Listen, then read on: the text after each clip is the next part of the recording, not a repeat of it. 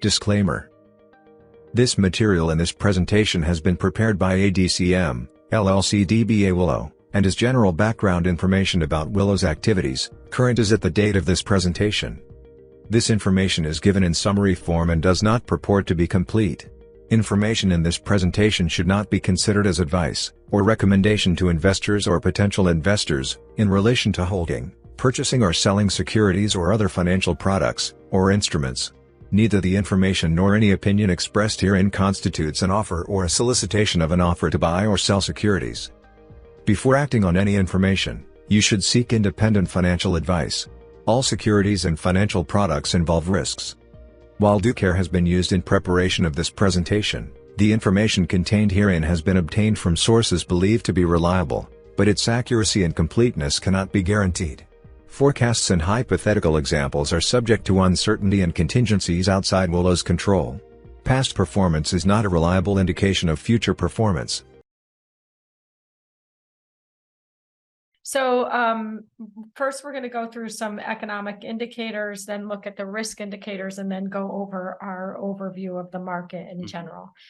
So this first slide, leading economic indicators. Sometimes we pull out the components. I don't think we did this time. I think the next slide sort of breaks it apart, but we've showed this the past several presentations that we've done.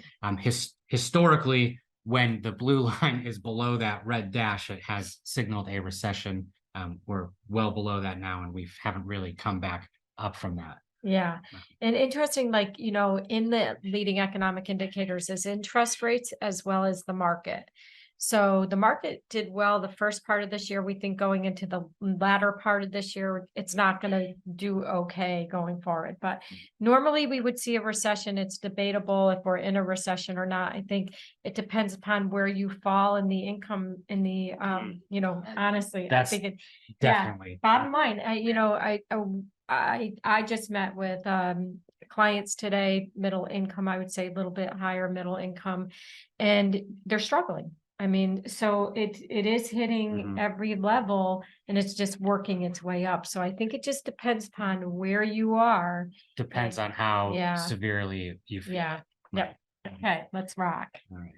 Okay, so this sort of looks at the top 10 components of the LEI, from the financial components that look at credit and the S&P 500 and interest rates, and then the non-financial components, things like business conditions, new orders, housing data, average wages, manufacturing data, and then sort of puts it all together to come up with that leading economic index.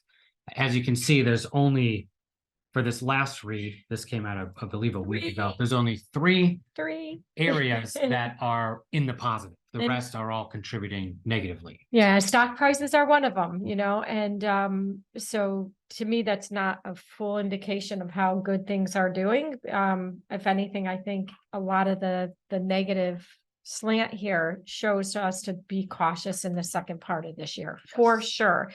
One of the things that I think I would say caught both Paul and I a little bit off guard this year is the new home builders, like not the prices. We knew the price of homes would stay stable. Yeah, that would go stay high and actually probably stay around that. Yeah, I mean, I don't foresee a fall in housing prices for quite a while. And that has to do with the fact that building materials, the inputs into it are going higher. And so until we see that shift, but I would say that the big surprise that we saw is the home builders, the stocks themselves hit 52-week highs, which is very unusual and usually a leading indicator that things are getting better, but it's not. And you can see with most of the indicators on to the left of this column that that's not indeed the case. Yeah, and right. And by the way, the home builders are starting to slide down now. So right, and last month it was building permits was one of the only other positives, and the manufacturers' new orders positive this month, but we'll show you a chart later where it really shows it's been very sporadic and all over the place. Volatile. Yeah. Okay, let's go.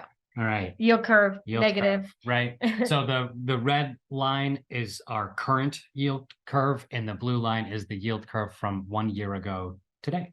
Yeah, so anytime it slopes down, usually is a recessionary, it shows that Right. we're in a recessionary. When you environment. see that the left end is higher than the right end, that means it is an inverted yield curve. And to what Alexandra just said, points to a recessionary environment. When you see it go back to where the long end is higher, typically that Long end being here. the 20, 10, 20, 30-year bonds are Yeah. yielding more than the 6-month, 1-year Mm, bonds would typically say that that's a healthy environment. yeah, But what we don't want to see is the long end rise faster and the short end continue to rise where the whole curve just moves up. moves up. That's yeah. what's called a bear steepener. And that is also indicative of a recession. And Yeah, we're kind of seeing the start of that happen. You know what we didn't put in here, we should have put in is the long-term trend of interest rates. Because one of the thesis that we had for quite a while is that we were going into a new super cycle for interest rates. So let me just explain what that means. Interest rates have been falling since 1980, all the way up until recently. 40 years. Yeah, Right. 40 years. year. And they usually go in super cycles. And the question is, are we at the beginning of the next super cycle? I think we are. It could be pivoting. Yeah. And it's funny because Paul was talking this morning about an article he read about how 7% interest rates, people can't afford a home.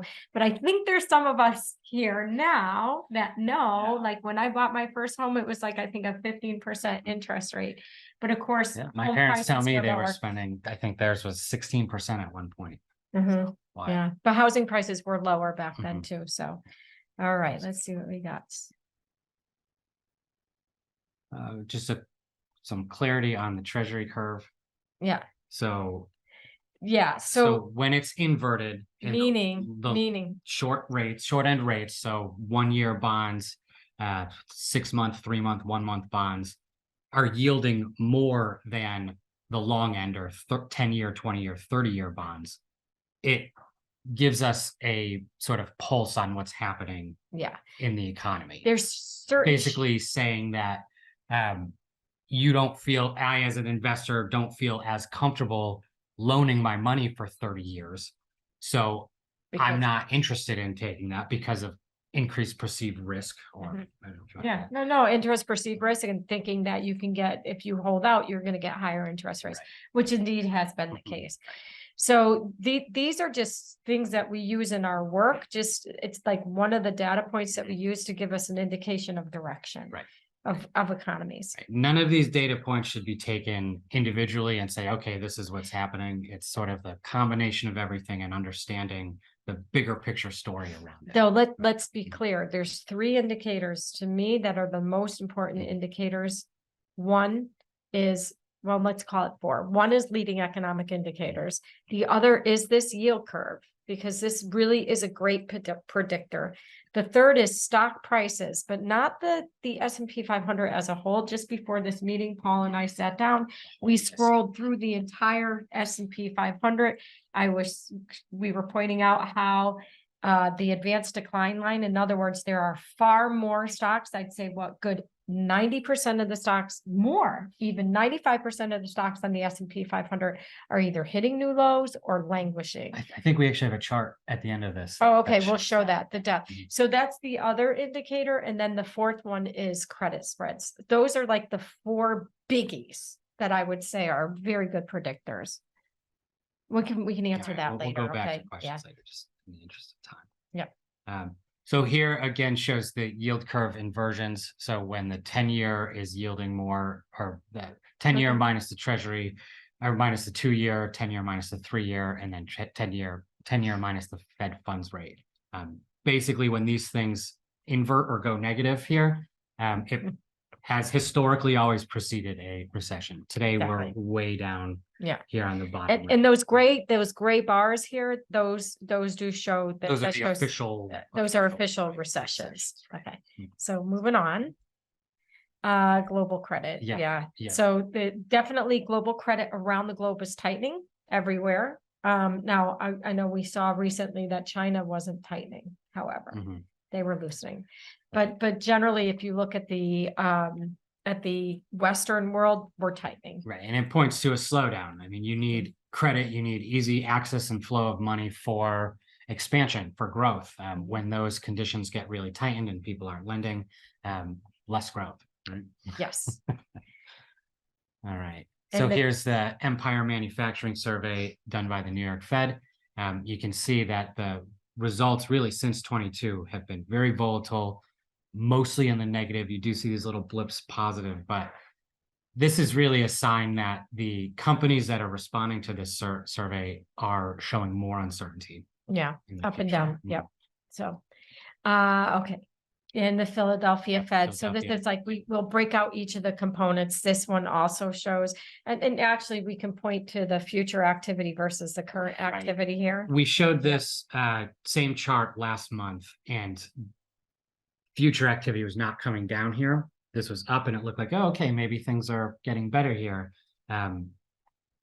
Well, now future activity has dropped significantly. While current activity is up, it typically lags. Yeah, so future activity gives us an indication of where things are going. Okay, then. Right. for- And then non-manufacturing. So this looks at non-manufacturing businesses to just get an idea of sort of how everyone's feeling about future activity and current activity. And really since 2021, these have been trending down, which again points to the idea of recession. And then consumer sentiment up and down, but overall, you can see it's been on a negative trend since 2020. Mhm. Slight bounce here. We'll see what happens. Yeah. But this is a big one because this speaks to how consumers will spend their money if they'll be a little bit more loose with their spending. Right. I mean, we're not there yet, No, but and it's yeah. it's levels that were last seen in the great financial crisis, 2007, 2008, Yeah. 2009. That's a biggie. Like I said, right? It depends upon where you sit in that whole structure. Right. Like, are you How you feel it. how you feel? Yeah, where are you in the socioeconomic status? How you're feeling it. So here's inflation. This is the one that Paul and I like to pull in from Shadows. shadow statistics. Mhm. Most of the decline that you see here is what we experienced in energy Right. So and take gas. a look at this. Yeah, Right. So this is directly from the Bureau of Labor Statistics, and it's looking at the 12-month price change of select categories. And so I just wanted to highlight energy in this to see that, you know, that decline in inflation, or the official inflation numbers, is really being driven by gasoline, natural gas, energy prices that have come down massively. I mean, this is like a Yeah. 50% And- plus. And this came Mhm. from the Strategic Oil Reserve. So a lot of when the prices spiked, and I want to say was it 20 beginning in 2022, we started to pull from the Strategic Oil Reserve. And when we were pulling from the Strategic Oil Reserve, remember prices were going up what 3, 4, 5, and it pulled down the price. We don't have enough now in the Strategic Oil Reserve to pull from. We are at what, a 4-decade low? Yep. 4-decade low. We should have put that in here. So our prognosis as we look at everything, so we're looking at the fact that we are exporting a lot of liquid natural gas now to Europe. We, OPEC is cutting production. We no longer can pull from the Strategic Oil Reserve to, keep the prices low. Mhm. We think this is going to be let's put it this way, the fodder that's there for prices to go higher is there, and all it needs is just a little match. And it's anecdotal, but I know I've been paying more for gas recently than I have been over the past month. And another concern we talked about was this could be a turning point where these are going to start to go up again, especially going into the heating season. Yeah, and I'm going to go back a slide because I want to just talk about this shadow statistics. So even though we like this data, this set of data better than the one that we get from the government, we want to point out one really important thing about this inflation number. We have what we call shrinkflation. Shrinkflation is Shrinkflation. And tipflation. So a couple of things shrinkflation. So, I mean, we live in the feeflation. Can we add feeflation to that too? And feeflation too, actually. Yeah. We should term something. Yeah. And a long time ago, when we first started this company, I said, if taxes were a stock, I would buy it.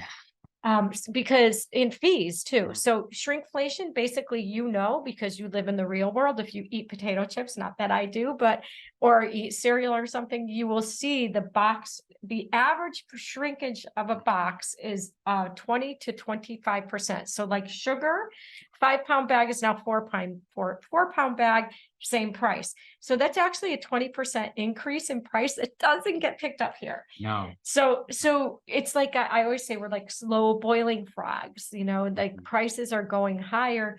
Insurance. I mean, I would love to see a show of hands here. How many of you saw your insurance go up this year for housing, for health insurance, home insurance? All of them, So shrinkflation, feeflation, because, you now have more fees. And then tipflation. Everywhere you go, everyone's asking for tips. Right. And it's, so those are little things that don't get, when you used to get takeaway and you order, you didn't pay those tips. Now that's customary. So there's these little things that actually don't get picked up here, which, depending upon where you sit in the socioeconomic status, where you are going to feel this more intensely. And admittedly, we work high net worth individuals, but we're all over the scale, from extreme wealth to just, making it. And what we'll see with our middle income to higher middle income is there's a struggle coming on now. Yeah. So I don't like that very much. Nope. Okay. Savings rate. Yeah. So this chart surprised me when I Didn't first surprise saw it, me. but it makes sense. This shows the personal savings rate is tracked by the government. And then you can see during COVID, there was this huge boost in the personal savings rate, which was arguably great Because for we the weren't going consumer. out. Right. People were sort of staying home. And but then the pre-pandemic trend line is, if you sort of just continue to draw this, and the red would say that's how far below we currently are than the average. So savings are being depleted. And that makes sense. If I don't think we pulled the chart in for credit, the amount of credit that's being used, but credit cards are way up there. And we are starting to see delinquencies in that area as well. So rise, right? They are, but we'll pull that in. Still on the low level, but it's ticking up. And whenever it ticks up, it says, hey, we should pay attention. Yeah. Onward. Okay. Oh, cost to buy a house. This chart also blew me away. I was like, whoa. So it's crazy. Yeah. This is crazy because you see the increase in 2022. That's when it really happened. Started ripping. Basically, what this chart shows is the income required to afford an average home in the United States. In 2014, you really only needed to make around 50,000 or so a year to afford to buy a home in the United States. Today, that number is over 100K as a salary to afford a basic average home in the United States. I mean, in less than 10 years. And and let's be honest. Okay, so since 2014, I mean, the interest rates have been going down. So of course, housing affordability has been really good. Very interesting to see what this chart looks like relative to 70s. Yeah, if we can find something like that, we'll pull that in because I think that because taking into account higher interest rates with higher prices. But here's the kicker. It's not like the average salary is going up to match that. So in the 80s, for those of us who were lucky to get out of school at that time or be working at that time, I mean, it was pretty nice. I mean, we were seeing salary increases through that time period. All right. So let's see what we have next. Government assistance. Government assistance. One more point about this I read. I think the statistic I saw was it's at 40% now. 40% of U.S. citizens are renters. Oh, that's way too high. That's frightening. So the median income, that dotted line does show the median income. So, you can see that. So government assistance, why this is important is because, well, one, we have more people on government assistance with fewer people working at a time when we have the boomers retired and retiring. And that's, in full retirement. And so if you look at the labor force participation rate, which we didn't put in here, labor force participation is down. It's down. Yet the need for government assistance is higher. that can only equate to higher taxes. Right. That there's no, Hmm. you can't This- get away with anything other than that, unless we stop spending money, like we control the budget better, which would be my vote. Yeah. But Doesn't- okay, doesn't I'm not in austerity charge. work? If I were. Yeah. Okay, Okay, risk measures. right. So sort of pivoting a bit to focus on some of the risk measures that we watch. This So for checking those out, of you new yeah, to us, like we look at economic data and then we look at risk measures.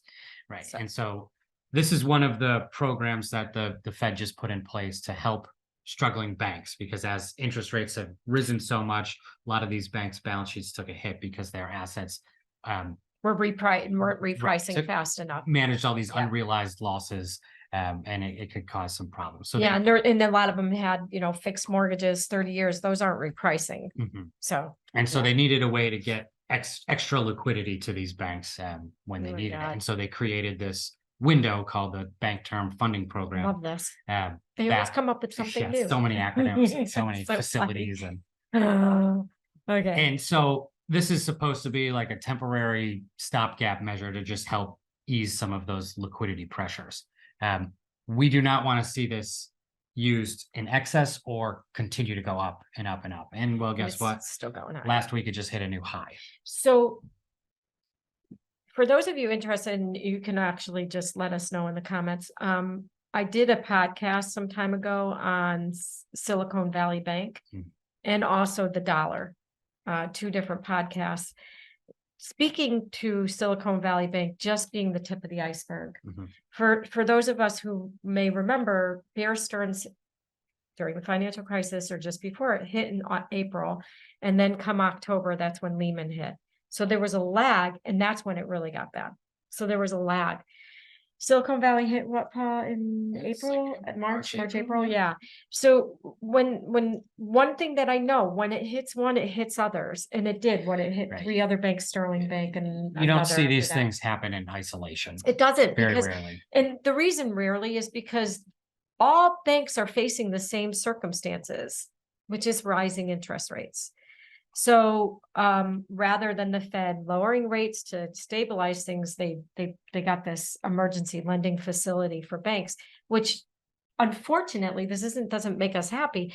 They're still drawing upon that. Right. And that's So it says there's still issues that these banks are facing, Yeah. right? They haven't been fixed, Mhm. so to speak.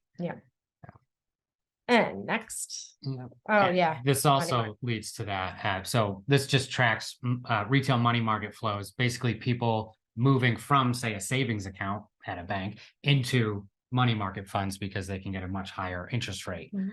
there. The problem is that if banks typically take your deposits, right, and then loan them out. Yeah. If So- everybody's taking their savings account and their deposits and buying these essentially buying money market funds, right? Then the banks no longer have assets to lend out. I mean, and I think Yeah. that's part of the problem. Like, I mean, there is a differential in what the banks are offering versus what the money markets are offering. And you can see the money markets are offering a substantially Mhm. greater interest rate. That's one. And then also I think people are perceiving a certain level of discomfort with banks. And the one thing we say is, please don't go over that FDIC Mhm. limit. Yes. Please don't. Right. This is not the time to be doing that. Right. So that's This the one chart thing. really just shows that it's putting more pressure on these banks. Yeah, Right. yeah, totally. And what's happening? Did you have the where the money markets are going, the prime, we must have Yes. kept that chart on there. There it is. Yeah. Okay, so what you can see is that we're individuals and institutions. So this isn't just individuals, this is institutions.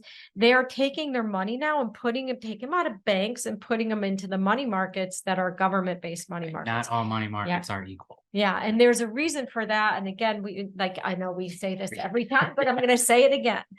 I don't know. And 3-4 years ago, they passed a law that 2016. Thank you. Oh my God, time went this fast. Okay, they passed a law that any money market can break the buck except for government money markets. So U.S. Treasury and the agencies. So Right. when you put your money in a money market, you want that dollar in, dollar out. Other money markets can break that buck. So what you see is a ton of money flowing into like the treasuries, which kind of freaks us out a little bit, but that's a whole other story at another time. Yeah, So, what was really interesting was that month over month, institutions are really moving away from prime money markets and into Yeah. government. And so what does that say? Yeah, so they don't like the perceived Right. risk that's there. Yeah, All right. credit default So- subs is another one that we look at, and it's not too elevated, but No, it's been creeping up, and if this chart shows you some of the major, so this is just a sort of random sampling of the S&P 500, different individual companies and their corresponding credit default swap spreads, which again is just a measure, simply put, of their chance of default. I'll say when these go up, it says that risk increases. And so some of these companies they've pulled back from or earlier in the year, but now they're starting to tick up again. Not significantly, not crazy, but again, something we want to keep an eye on. Interesting because there's coals in here, Mhm. you know, and one of the things I kind of can sniff out when companies are close to the end of their cycle, and I think Kohl's is Yeah. close to the end of their cycle. When I start to see them expand in certain areas where there's just not a big growing demographic, I usually know that's the end for them. And I could definitely say I think their expansion strategy is really poor. And I'm not surprised to see that their credit default swaps most elevated on this chart at this time. But that's a great risk measure for us because it gives us an indication of where, like, we look at these for our individual companies as well.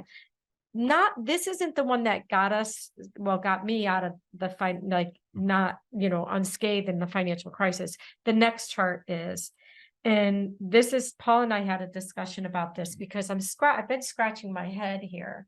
Because usually when we start to see where we are in the interest rate cycle and we see what's happening in the banks, we typically would see these bonds start to widen.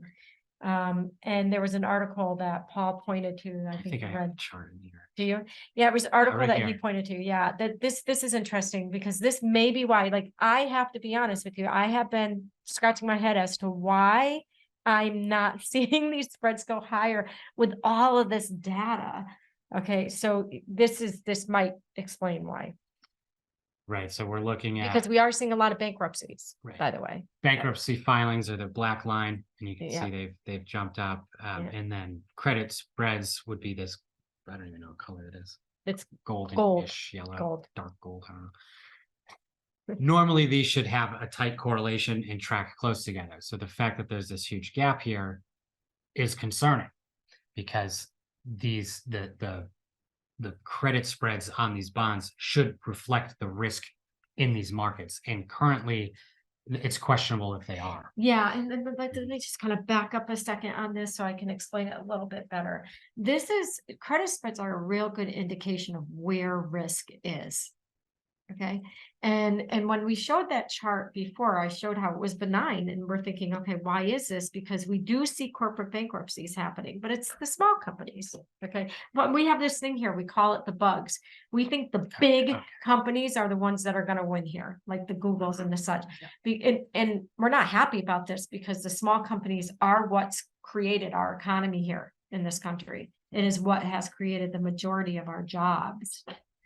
However, what this chart is showing us is that because instead of lending coming from the public bond sector, over this last couple, like a decade and a half since the financial crisis, there's been more private funds lending money. And those numbers are not public. The private credit market has reached over 1.5 trillion. That's the biggest ever. Yeah. So what we do know is they are starting to experience stress now. And that's what this shows here. So the spreads are definitely widening. We're just not seeing it in the traditional form that we typically would see it. Does that make sense? Did I explain that, you think? I believe so. Yeah, these the private credit Hopefully could that be makes obscuring some of this data too, because it's totally not transparent. Yeah. Whereas we really like bond spread data because it's real, actual trading data that is recorded daily, and you can't fudge it, right? With this private credit data, it's opaque. We don't have no know. line of sight into it. So We don't know. Yeah, it's I'm very sorry. unusual to not see spreads go higher in the face of higher bankruptcies. We had a lot of bankruptcies during COVID, which makes logical sense. Mhm. The But you can last, even see the yeah, and you can see the spike Spike. of credit spreads, right? mhm. So we are only thinking that perhaps that the private equity is Yes. accounting for this, but It's weird. we, now that we have this information, we will be doing our reconnaissance and Yes. reaching out to all the people we know. Absolutely. All right. All right.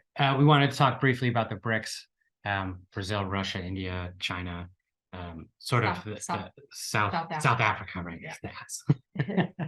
An interesting trend, something we've been talking about over the past several months too, is sort of a shift from the unipolar US-centric world to a multipolar world where there isn't just one superpower, there's multiple powers that, compete for I think resources. we all know this. Huh? Yeah, and it looks like we're headed in that direction. And just here's some data that looks at purchasing power parity between the different blocks. So the G7 and That's the BRICS. Western world. Right, the G7, the USA, Japan, Germany, France, Canada, England, and who am I missing? Italy?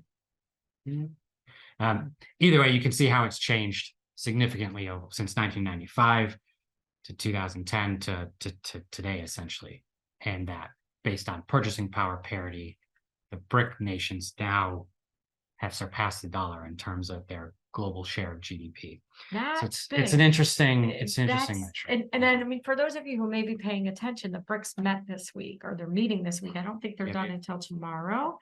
And, there's a lot of flexing their muscle in those conversations about how they're overtaking the dollar. I mean, they're point blank saying this now. Yeah, I just read that Saudi Arabia and the UAE are joining the BRICS, actually. And so now it puts 3 or so of the world's largest energy producers in consortium together. Yeah, so that's huge. Yeah, our influence is definitely, and you have to understand, as the US influence comes down, that also raises our prices. Yes. You have to know we don't become the favored country for imports, exports, and we have less influence now over prices. Right. We definitely have less influence over OPEC. We've lost our influence there. And if we have to onshore more things or change supply chains up, these are all things that will make everyday items more expensive too. Yeah, there's big changes. Yeah. All right, what do we have next? All right, just some ways to look at market valuation. I take these all with a grain of salt,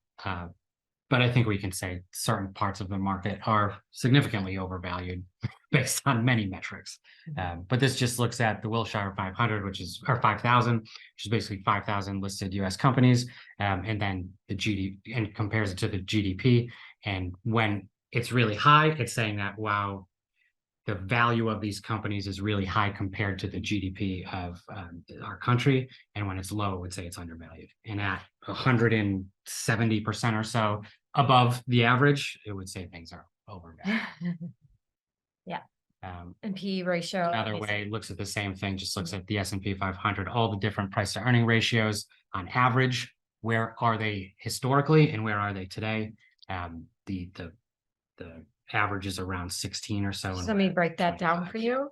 So what that basically is saying is for every dollar earned, what's the price? So what's the price for every dollar earned? And the higher the PE ratio of the company, the more overvalued it is relative to its earnings. So you're paying more for the earnings. When the PE ratio is lower, you're paying less per dollar of earnings. Hopefully that takes that. Okay. And interestingly, it's still below when it was in the .com bubble, and went crazy during that. So that's actually good news. The PE ratios, and not for every sector and not for every stock, but that is a good news. Average. We'd like to see it closer to the red line. It's still overvalued. It'd be better that it's closer to the red line, because it does show that you're not getting as much value. And then market breadth, just let me speak to this chart. We won't get too far into this because I think we have a lot of time here. But this is essentially, I was just saying how Paul and I looked at the 500 companies, and very few of them were either hitting new highs or holding in there. Most of them were were negative or just neutral. So I'd say a good 20 to 30 were doing okay, and the remaining 470 not so much. Right. The one on the left here just shows percent of the S&P 500 companies above their 200-day moving average, and it's basically 0. And then this one shows the percent of S&P companies with a positive year-over-year price change, which just went Negative. yeah, or Yeah. less than half. Less than half. Less than half. Yeah. Yeah. All right, next. Okay, Yeah, NASDAQ and breadth. just right. This breadth is the same thing, speaks to how many are advancing and how many are declining. And this looks at the NASDAQ, so it makes sense because we've been talking too about how only a handful of those mega cap companies have really driven all Right. performance this year. Yeah, in very small handful. Mm. So let us talk a little bit about how we're situating ourselves here. Okay. All is not bad in the sense that the good news is we're getting higher yields. So we're getting higher yields for our bonds. We're getting higher yields for our cash. Right. Mhm. That is all the positive. It's nice because we can be more conservative in that It's sense still and more make a return. defensive and still be able to make something. Right? Yeah, so that's very good. The other thing is, in terms of, sectors, what we like. I think you heard Paul and I speak to energy, like we still are, we have turned, I would say, constructive or bullish in that sector. We've been looking at companies that do export the liquid natural gas. Other areas that I think, what we are seeing, and we've been focusing mostly on dividend oriented companies. And we can say that despite some of this data you're seeing, earnings were actually pretty good this quarter, but you had to be selective. And the reason earnings were good this quarter is because of inflation. So they're passing that cost on to you. If you have shrinkflation and you're only giving 20% and you actually are charging the same price or maybe a little bit more, your margins are expanding. So it's a selective game, honestly, but you're in some share. Okay. I'm like, what happened? Anyway, so those are the areas that we're looking at. So like dividend oriented companies that actually had decent earnings. And you heard us say like the big companies, again, Companies with pricing power. Pricing power. Yeah. All right. We have some questions. We did have one question come in separate from the chat that was around REITs. Residential REITs is what just came in right before, asking if they were safe. Oh, residential REITs? Okay, so just so you know, in a rising interest rate, well, first of all, let's just backdrop. Yeah. People need a place to live. So overall, when looking at the REIT sector, how anything around housing to us is far more attractive than we would not be interested in retail stores, strip malls, nothing like that. No. Housing, we think still, and unfortunately to Paul's statistic, 40% of the population is now renting. And I think a lot of us realize rents are going up. I mean, there was a period where in the inflation index, it went down for a little while and then spiked back up. Having said that, we also look at things from a technical perspective. And do you have EQR on here, Paul, or ABB that we can look at? If you can pull that up, hopefully they can see me while I do this. I just have to share my screen. Okay. So let me just get it all. All right. If can they still see me? Yes. Okay, Yep. cool. Yep. Okay, just making sure. Yeah. So we also look at things from a technical perspective. So first, if in terms of REITs, we like the apartment sector the best because of what we see happening with rents. Was it different? Do ABB. But also we look at it from a technical perspective. And when we look at the charts themselves, they're not trending bullishly. Okay. And this isn't a bullish chart right here. Let me share our screen now. Okay.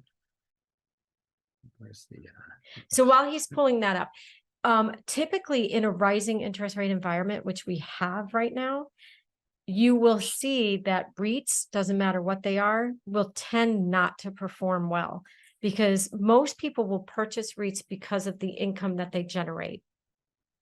And if people are going to be looking at, okay, I can generate 3, 4, 5% in ABB or EQR, or whatever this is, or I can generate 4.5%, almost 5% in a treasury. They're going to generally opt for the treasury, Right. generally, not saying 100%. Mhm. Okay. This Would you, chart, and the reason's pretty straightforward. Would you rather get 3.5% from an asset that could be a lot more volatile? There's more Mhm. perceived inherent risk in it, or would you rather just park your money Yeah. with a government Yeah. bond and know that it's assuming that it insurance? has this, it's Right. safe, right? And we question sometimes where we're headed, honestly, but that will be a whole other conversation we'll have. But these REITs, one of the things that you need to know, like Paul mentioned, that the Avalon Bay had a 3.56% yield. Mhm. Well, that's, most of the time you're looking at purchasing REITs simply because of that income Right. factor. So hopefully that answered that question Right. for you. And the chart doesn't look the greatest, in my opinion. All right, let's Right. see where we are here for more All right. questions.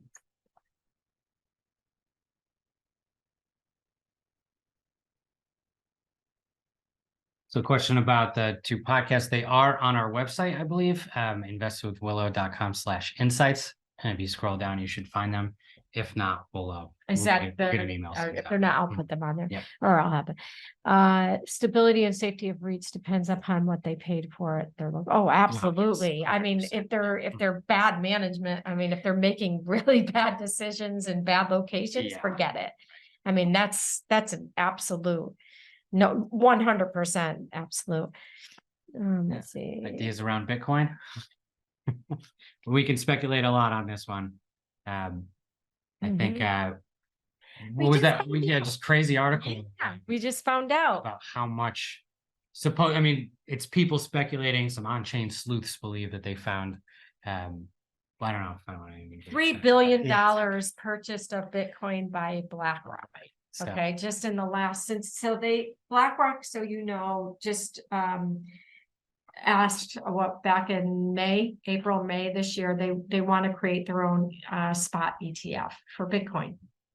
And so apparently ahead of that, during that process, they bought $3 billion worth of Bitcoin. Now, one of the things that we will say is that the major companies, Vanguard, Fidelity, BlackRock, Right. oh God, what's that other one? ARK, they've all put into the SEC applications for ETFs to make spot ETFs. The difference between futures and spot, or futures trade off of futures contracts, it's a whole different animal, whereas spot is the actual like day-to-day value of these assets. So the fact that they all sort of threw their hat into that at the same time, to us, sort of signals that maybe they know something we don't, or that they're pretty confident that something like that's going to pass. Yeah, the question is, it going to pass? I think the next real ruling deadline isn't until March next year, so it could be a while still. Yeah. But yeah, we still, frankly, like it.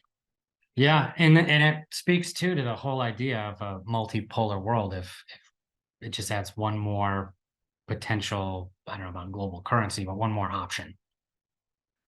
Oh my goodness. Okay, somebody asked a question: with people spending on their credit cards and going more into debt, isn't the tightening of credit a positive? All right, let us explain to you what the tightening of credit is. They're raising interest rates. This is a really good question. Thank you for that question. They're raising interest rates. And when you raise interest rates, that means that people who have credit card debt, their rates are going to go higher. So definitely not. Do we, a lot of time when we're talking about credit tightening, it's more businesses loaning funds, or banks loaning money to someone who wants to start a business or to expand their business. Yeah. Less to do with credit cards and that. Although sense. but they all affect each other. Yeah, that's still going to affect. And the other thing is, one of the things like tightening credit is, you have to know our spigots have been open since 1980. I mean, yeah, we've had this chop. However, our spigots of credit have been open, meaning small businesses can get loans. People can get loans very easy. That's tightening. That's changing. That whole credit cycle is changing, which will change the face of business very much. We have some more questions. Okay. So Russia. Russia was not. Yeah, but So they, but Russia there's- was actually invited, but I forget what. he didn't go because he could get extradited Right, if he goes, right. but he's still on Based the on phone with different them. treaties that Yep. were in place, the president of South Africa essentially said, if you come, we have to honor these treaties and we have to arrest you. But they still wanted him to speak, and so He's been on yeah. virtual. Yeah. So yeah. Interesting. Yeah. Thank you for that. But yeah, he's definitely still there. And we're getting the quotes. I mean, we're obviously reading the transcripts to see what is going on there. So, question on China's economy, which Yeah. is faltering. How does this affect things? Yeah. Well, okay, so this is crazy. One of the things that makes an economy start to roar with fire is when we start to lower interest rates. China did a surprise lowering of interest rates last week? Yeah. I'm not saying that's great, but if they were to continue in that trajectory, so it's like 3 steps in a stumble. If they raise 3 steps in the stumble, if they lower 3 steps, and then there's the engines start to go. So it does affect everything because clearly we export a lot to China. And they import more to us than the other way around, but our companies are there, so we do benefit. I think everything's inextricably linked, but China is pretty, from what I understand, from what we've read, is pretty focused on reigniting their economy, and they're taking the steps to do that. Right. There was a lot of talk around real estate issues with, was it Evergrande? Ever something here, in Florida. But the way I understand it is essentially the government stepped in the backstop to prevent wider contagion. I mean, it's still, I guess we'll see what happens there. Yeah, but the data from China, right, isn't great, and it does look like I think they're experiencing their own major slowdown, which does then affect global exports. Yeah. How much did Baidu make, Paul? Oh, they just crushed their earnings. Yeah, but what was it? It was billions. Billions of dollars in revenue. Billions. I mean, this is what we're talking about for some of the companies in China. So even though they're having difficulties, some of their companies are still earning. But do know we're all inextricably linked. And I find it very interesting that the Western world is raising rates while we're starting to see China lower rates. That would actually put them at a competitive advantage. Right. Because what happens is their currency will go down relative to those countries that are raising. So that's going to make their goods look more attractive. So there's some, I don't know, I get to a point where I think there's so many games being played right now. Definitely seems that way. What else? Any more questions, you guys? Okay, I think we have... That's it. So we will get the podcast up for Silicon Valley. I do want to mention something about ESG, SRI, environmental, social governance, and social responsible investing.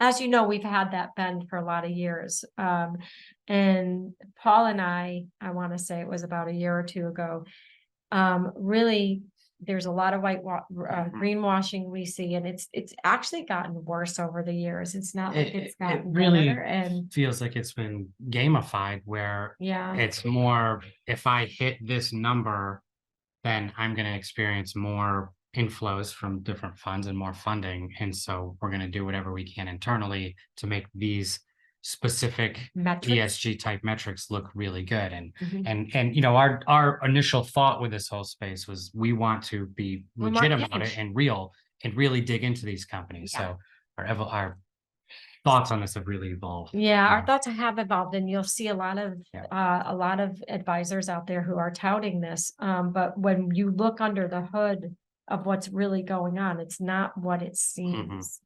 And that's obviously made us take pause in this. And we certainly still run a strategy, but do understand that what it was meant to be and what it has actually been created to be are two different things. And we sort of approach it now from a much more, and in my opinion, it was much more holistic view that looks at the the actual supply chain and viability and management, and then, Yeah. you know, are they actually walking their talk or not? Yeah, yeah. Mhm. And we're not looking to market for marketing's sake, and we see that a lot. And so I just wanted to point that out because it's something that we want real change. Yeah. We don't want fake change, and I hate to say it, but we see that with It's a lot of what's unfortunate. been, yeah. All right, any more questions? I don't think so.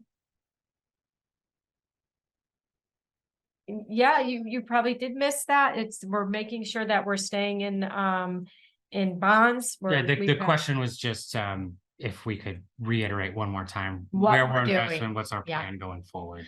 Big, ugly companies, as we say, they're the ones bugs. making the Yeah. money. We call them the bugs. And those are doing well. We're also in the bonds, we kept our bonds short, Yep, and the short-term good news bonds. is each time they come due, we are able to roll them into higher higher yields. yield. So at some point, as the rates go higher, we will not be uncomfortable pivoting more towards bonds and securing a nice portfolio of laddered bonds, which I haven't been able to do since the 90s. So, Yeah. on a was a big scale, staple. I was able to get like 7.5%, 8%, 9% in the 90s. Yeah, I remember when I first started, even in my undergrad, they were teaching us about these things like, oh, laddered bonds. And I just haven't seen an environment since, the past 15 years where it made sense. Yeah, because Paul came when I was doing mostly barbells, meaning mostly on the short end and a little bit on the long end, but anyway. Okay, I think that's it. Thanks everyone for coming. And maybe one more hit there. Okay, cool. So if you have any questions, just give us a call and we'll talk with you all soon. All right. Thank you. Thank you. Bye.